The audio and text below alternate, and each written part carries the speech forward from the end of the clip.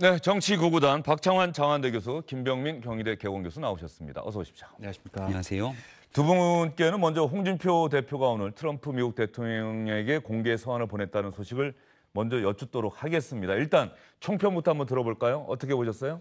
뭐 일각에서는 4대 아니냐 뭐 이런 얘기까지 나오는데 제1야당의 대표가 뭐 그 정도 얘기할 수 있다고 봅니다. 뭐 그렇게 폄하할 생각은 없는데. 공개 서한을 보냈다는 형식도 뭐 그럴 수 있다고 뭐 그럴 수 있다고 예. 봅니다. 근데 이제 문제는 일단 내용을 보면은요.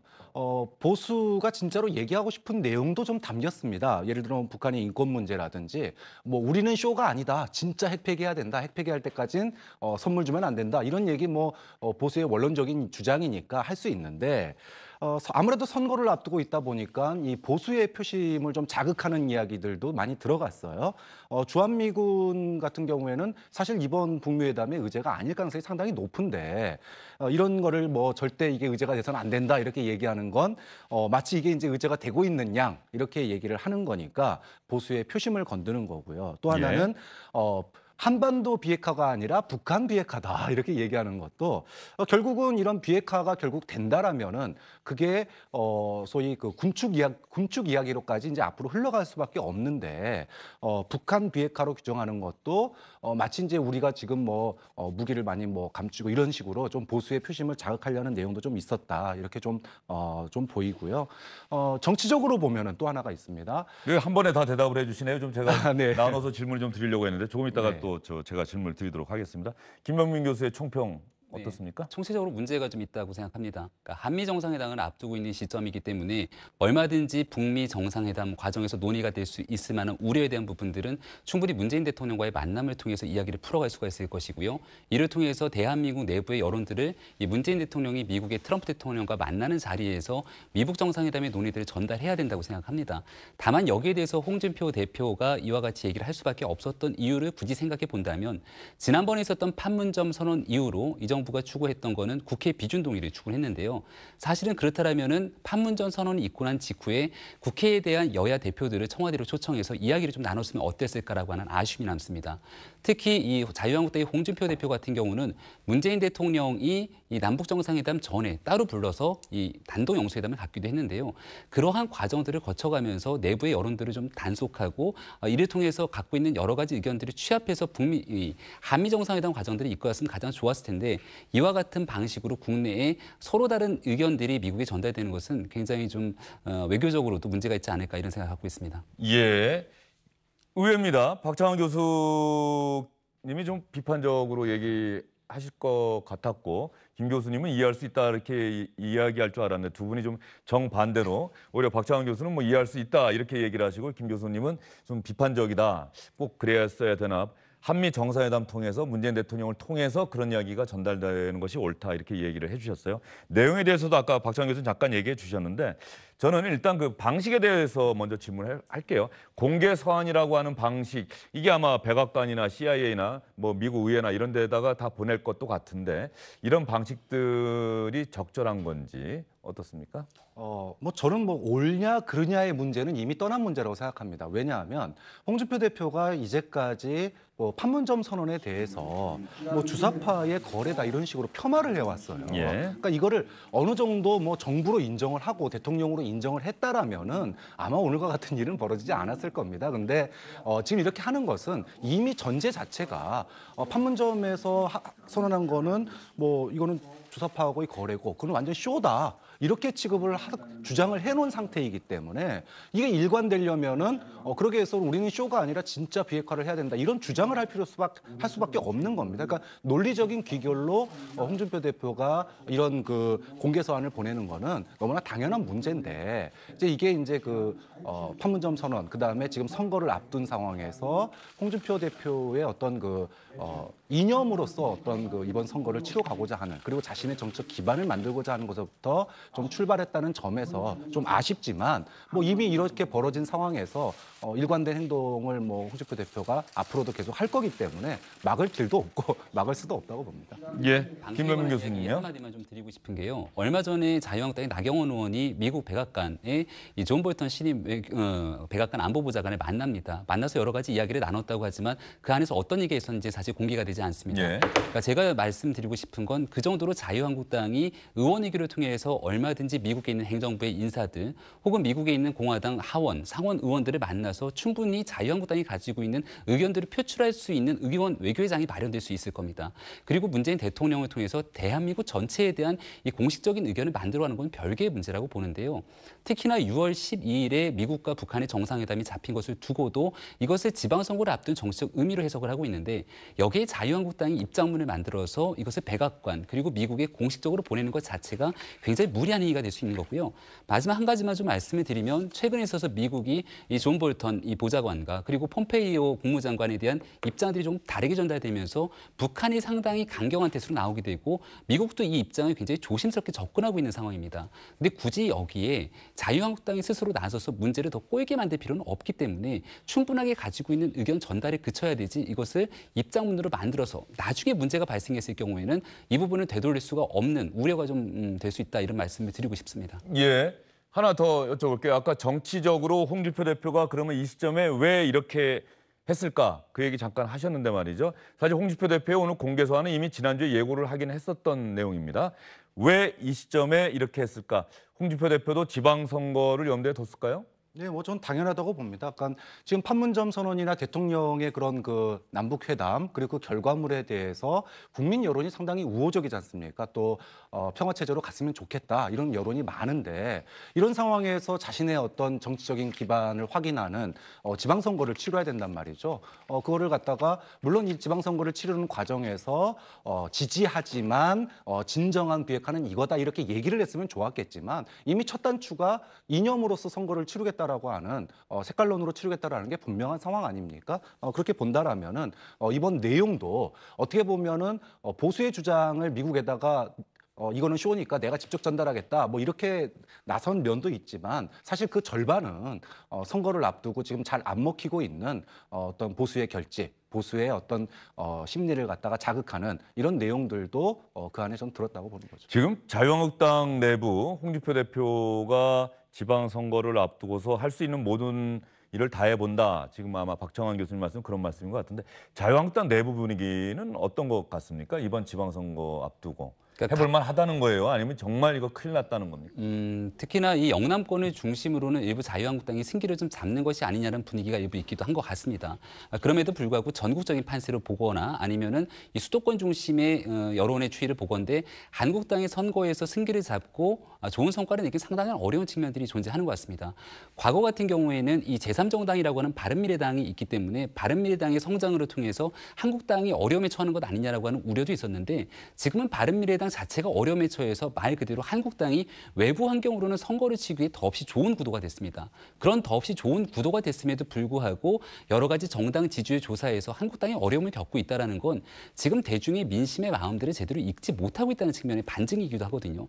특히나 누가 뭐래도 이번 지방선거 전날 있는 미국과 북한의 정상회담 과정에서 어떤 일이 한반도에 전개될지를 분명하게 인지를 하고 여기에 대해서 한국당이 앞으로의 미래를 그려나가기 위한 전략을 써야 되는데 제가 자꾸 비판적인 말씀을 드린 이유는 지난해만 하더라도 한국당이 전 거리에 나서서 서명을 받았던 거는 미국에 대한 전술핵 재배치를 해야 된다고 주기차게 주장을 했는데 지금 그 주장은 다 어디 갔습니까? 그러니까 지금 현재 벌어지고 있는 상황 속에서의 문제를 가지고 충분하게 북한 인권 문제, 완전한 비핵화 문제 다 얘기할 수 있습니다만은 미국과 북한이 일부의 양보를 통해서 북미 정상회담이 성공적으로 이루어지고 난 다음에 한국당은 과연 그러한 가정을 깔았을 때는 어떤 미래를 그릴 것인지가 전혀 전략적으로 담보가 돼 있지 않는 것 같아서 조금은 더 거시적이고 장기적으로 한반도의 미래에 어떤 보수 정당의 가치를 가져야 되는지를 고민해야 되는데 지금은 너무 코앞에 목전에 있는 현재 상황만을 보는 것이 아닌가라고 하는 우려가 됩니다. 네, 보수 정당으로서의 가치 이 부분에 대해서 좀 일관된 모습을 보여줘야 할 것이고 급변하고 있는 한반도 정세에 대해서 우리나라의 보수 세력의 대변자를 자임하는 자유한국당에서도 깊이 고민해서 국민들이 납득할 수 있는 그런 대안들을 제시해야 되겠다. 김병민 교수가 이렇게 말씀을 해주셨습니다. 홍준표 자유한국당 대표가 도널드 트럼프 미국 대통령에게 공개 서한을 보냈다는 소식 두 교수님의 의견을 들어봤습니다. 시청자 여러분들도 관심을 갖고 관련 기사들을 꼭 보셨으면 좋겠습니다. 완전한 비핵화 이후에 북한에 대한 보상이 이루어져야 한다. 한반도 비핵화라는 표현 트럼프 미국 대통령이 북한에 억류됐다 석방된 한국계 미국인 3명을 맞이하는 자리에서 한반도 비핵화라는 표현을 몇 차례 썼습니다. 그런데 한반도 비핵화라는 표현 말고 북한 비핵화라는 표현을 써주기 바란다. 이런 요구까지 홍준표 대표는 했습니다. 이번에는 지방선거 관련 소식을 두 분께 좀 여쭤보도록 하겠습니다. 각종 여론조사 결과가 이런저런 언론사들의 지면 또 방송 뉴스를 통해서 보도가 되고 있는데 전반적으로 보면은 민주당 후보들이 앞서가고 있는 여론조사 결과가 참 많습니다. 이런 가운데 박빙의 승부로 예상되는 곳들이 있습니다. 일단 제주도입니다. 제주 지역의 언론 3사가 의뢰한 한국갤럽의 여론조사 결과 원희룡 무소속 후보가 41%, 문대림 민주당 후보가 36.8%, 민주당 후보가 오차범위 내긴 하지만은 뒤지는 결과가 나오는 것은 아마도 그렇게 많지 않은 것 같은데 제주도가 일단 그런 것 같습니다. 항상 말씀드리지만 자세한 사항은 중앙선거 여론조사 심의위원회 홈페이지를 꼭 참조해 주시기 바랍니다. 이번에는 KBS 제주방송총국이 한국리서치에 의뢰해서 한 여론조사 결과인데 원희룡 후보와 문대림 후보 우열을 가리기 힘든 접전이 펼쳐지고 있다는 그런 여론조사 결과가 나왔습니다. 한 군데 더 볼까요? 경남 지역이 될 것 같습니다. 경남 지역도 많은 여론조사 결과로는 민주당의 김경수 후보가 앞서가고 있다. 일단 이런 결과가 나오고 있는 것 같은데 지금 시청자 여러분께서 보시는 것처럼 한국사회여론연구소가 조사한 결과에 따르면 김경수 민주당 후보가 41.4%, 김태호 자유한국당 후보가 25.9%입니다. 이게 조사 기간이 5월 13일이면 지금으로부터 나흘 전이 되겠습니다. 95% 신뢰 수준의 표본 오차는 플러스 마이너스 3.1%포인트, 응답률은 20.4%입니다. 그런데 이것과 조금 다른 여론조사 결과도 있더라고요. 시사오늘 조사기관은 KF텔. 과연 이 여론조사 기관에 대해서 두 분께도 좀 여쭤보도록 하겠습니다. 김태호 자유한국당 후보와 김경수 후보가 접전을 펼치고 있다. 근데 김태호 후보가 근소하게 0.6%포인트 앞선다. 어떻게 여론조사라고 하는 것은 여론을 반영하는 조사인데 이렇게 다른 결과가 나올 수 있을까요? 이 여론조사 기관이 KF텔, 의뢰기관이 시사오늘. 박 교수님 어떻게 보십니까? 뭐 하나도 놀랄 일이 아닙니다. 일단 앞서서 경남 선거 그 가상 대결에서 김경수 후보가 압도적으로 나온 부분은 이게 좀 우위가 보인 부분은 유무선 혼합이었어요. 특히 예. 이제 무선 비율, 그러니까 휴대폰 조사 비율이 거의 80%고 유선 비율은 20%였습니다. 근데 이제 김태호 후보가 우위로 나온 여론조사는 100% 유선 조사입니다. 유선. 네. 그런데 이 경남 지역에서 낮에 유선 전화를 돌리면 그거를 전화를 받는 사람들이 누굴까 이렇게 놓고 보면 이 역대 선거에서 유선 전화로 그 여론조사를 하면 보수 쪽 정당이 상당히 그동안에 높게 나왔던 게 사실이고요. 예. 핸드폰, 그러니까 이제 무선 전화를 하게 되면 진보당 또는 이제 당시의 야당이죠. 야당에게 우세한 그런 그 여론조사가 나오는 경우가 많았거든요. 그렇기 때문에 이거는 이제 유선과 무선의 차이고 그렇기 때문에 요즘에는 100% 유선으로 조사하는 경우가 거의 없습니다. 여론조사 기관마다 조금씩 다르지만 거의 유무선 혼합에 무선이 한 80% 정도 되는 여론조사들이 좀 거의 일반적이기 때문에 그럼에도 불구하고 숨어 있는 그 표심이 이제 선거 국면에 따라 나타나긴 하지만 어쨌든 유무선 조사의 차이에서 유선만 100% 하는 조사는 좀 신뢰하기 어렵다라는 게 일반적인 평이 아닌가 싶습니다. 조금 전에 KF텔 여론조사 보니까는 그 응답률이 2.0%로 나온 건가요? 그 다시 한번 좀 보여주시겠어요? 2.0%. 응답률이 상당히 낮네요. 한국사회여론연구소는 20.4%가 응답률이었는데 네. 이 KF텔 여론조사 결과의 응답률이 2.0%라고 한다면은 그만큼 직접 전화를 해서 유선 전화니까 받는 사람이 많지 않았고 또 받은 사람들 가운데서 대답하는 사람들이 많지 않았다. 2%라고 하는 응답률이 조금 이 여론조사 결과를 물론 KF텔에서는 95% 신뢰 수준의 플러스 마이너스 3.0%포인트의 표본 오차가 있다 이렇게 이야기를 하고 있습니다만 어떻게 이런 차이가 있는지 김 교수님은 어떻게 보시는지? 그러니까 잘 분석을 해주셨고요. 이게 뭐 ALS 면접이냐 그리고 ALS 조사냐 전화 면접이냐에 따라서 차이가 있는 거고요. 응답률 같은 경우는 저는 뭐 최근에 있는 여론조사를 보게 되건데 3.5%의 응답률, 2%의 응답률을 가지고 전체 여론인 것처럼 얘기하고 있는 것 자체가 선거에 심각한 영향을 줄 수가 이 있습니다. 응답률은 반드시 여론조사 결과를 네. 저희가 전할 때도 꼭 말씀을 드려야 될 것 같습니다. 얘기를 합니다만은 그럼에도 불구하고 이렇게 낮은 자막으로 처리가 되거나 아니면은 인용해서 얘기할 때는 응답률이 얘기하지 않을 수도 사실은 있기 때문에 결과만 크게 보도가 되죠. 그러니까 이런 부분들은 굉장히 좀 조심해야 될 필요가 있는 거고요. 그럼에도 불구하고 두 가지 여론조사를 같이 봤지만 다른 지역과 다르게 경남 선거에서는 이 일부는 차이가 조금 벌어짐에도 불구하고 한 15% 정도의 격차라고 한다면 선거에 남은 기간 동안 얼마든지 뒤집을 수 있는 차이라고 볼 수가 있는 기본적으로 거거든요. 자유한국당을 지지하는 성향들이 그동안 경남 지역에서 보여왔기 때문에 그렇다는 말씀이십니까? 그런 측면들도 일부 있는 것 같고요. 그리고 두 번째로는 김태호 후보 같은 경우가 이미 경남지사를 지낸 인물이고 한때는 대권 주자로까지 거론이 됐던 인물이면서 선거에 굉장히 능숙한 모습들을 보이고 있기 때문에 여기에 대해서 경남지사 선거는 끝까지 가보기 전까지는 예측하기가 어렵다는 거고요. 마지막으로 지금 이 경남지사가 가장 국민적 관심이 뜨거운 이유 중에 하나는 김경수 후보가 드루킹에 관련된 과거의 댓글 조작 사건과 연루가 돼 있다는 의혹을 받고 있는 거고 여기에 대해서 국회가 지금 특검을 추진하고 있는 상황이기 때문에 지금 현재까지는 김태호 후보가 김경수 후보를 향해서 강력한 네거티브 선거를 하지는 않고 있거든요. 근데 만약 이 특검에 관련된 내용들이 진척이 되면서 이 선거 상황을 뒤집고자 만약 이 문제가 더 뜨거워지게 될 경우는 최종적인 선거에도 큰 영향을 미치지 않을까 생각이 됩니다. 네, 경남 지역 선거. 예, 박 교수님. 예, 제주도는 좀 특이한 것 같아요. 그러니까 예.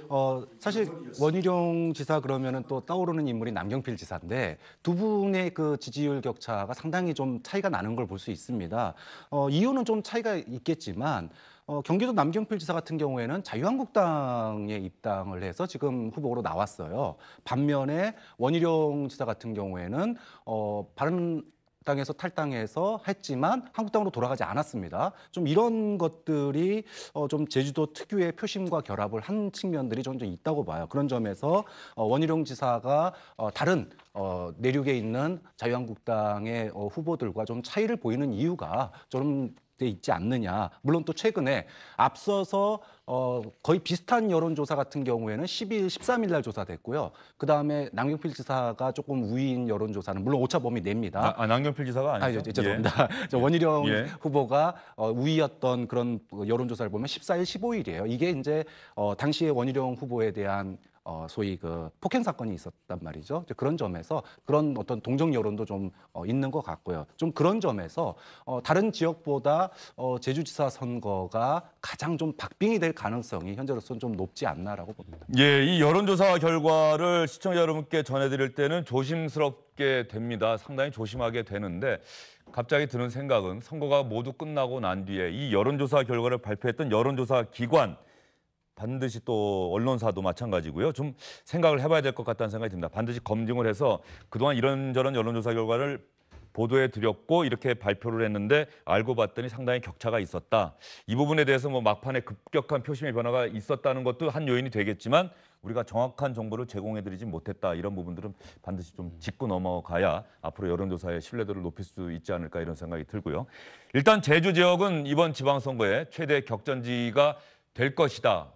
일단 여론조사에 나타난 결과로는 원희룡 후보와 문대림 후보 간의 초접전 양상이고 다른 정당의 후보들도 열심히 뛰고 있기 때문에 그 결과를 좀 지켜봐야 될 것 같습니다. 지방선거 앞두고 여당과 야당 모두 상당히 결전의 의지를 밝히고 있는데요. 민주당의 추미애 대표, 자유한국당의 홍준표 대표의 이야기 여러분께 보여드리겠습니다. 이제는 보수층마저도 자유한국당에 등을 돌리기 시작했습니다. 보수층 66%, 자유한국당 지지자 40%, DK 지역의 70%가 문재인 대통령 잘한다, 지지한다 이렇게 답변하고 있습니다. 전국이 대구만큼만 되면 우리가 70% 이상 앞서 대구만큼만. 어제 경남 지역의 여론조사에서 그게 실질적으로 나온 것이 선거를 좌우하는 것은 경제 문제입니다. 대구 경북에서 원하시는 승리를 가져가지 못한다. 어떻게 하십니까? 나는 대구 경북은 무조건 이깁니다. 예, 홍준표 대표 뭐 무조건 이긴다고 이야기하고 있고 추미애 대표는 보수층마저 자유한국당에게서 등을 돌리고 있다 이렇게 주장을 했습니다. 지방선거와 관련된 소식은 앞으로도 매일매일 여러분께 전해드리도록 하겠습니다. 오늘 두 분 나오셨으니까 지금 사실은 어제 주영진의 뉴스 브리핑에서 상당히 주요하게 다뤄드렸던 부분이 문무일 검찰총장이 강원랜드 채용 비리와 관련해서 이런저런 수사 압력을 가했다. 이런 주장이 일선 검사에게서 나왔고 강원랜드 채용비리 수사단이 보도자료를 통해서 수사 지휘권 행사하지 않겠다고 약속했는데 행사했다, 약속했다 또 이렇게까지 밝히면서 상당히 논란이 되고 있어요. 이게 문무일 검찰총장의 거취 문제로까지 이어질 수도 있다라고 하는데 두 분의 생각이 좀 궁금합니다. 김 교수님 어떻게 지금 보고 계세요? 문무일 총장의 리더십이 앞으로 굉장히 중요할 거다라는 생각이 듭니다. 일단은 안미연 검사가 폭로했던 내용이 하나가 있고요. 그리고 또 하나는 말씀하셨던 수사단의 폭로가 있는데요. 안미연 검사의 폭로라고 하는 거는 지금 있는 이 법사위원장이죠. 권성동 의원에 대한 소환 조사 자체를 무마하기 위한 외압이 있었다라고 하는 측면. 여기에 대해서는 권성동 법사위원장이 가지고 있는 상징적인 의미가 검찰 개혁과 맞물려 있다라고 판단할 수 있을 겁니다.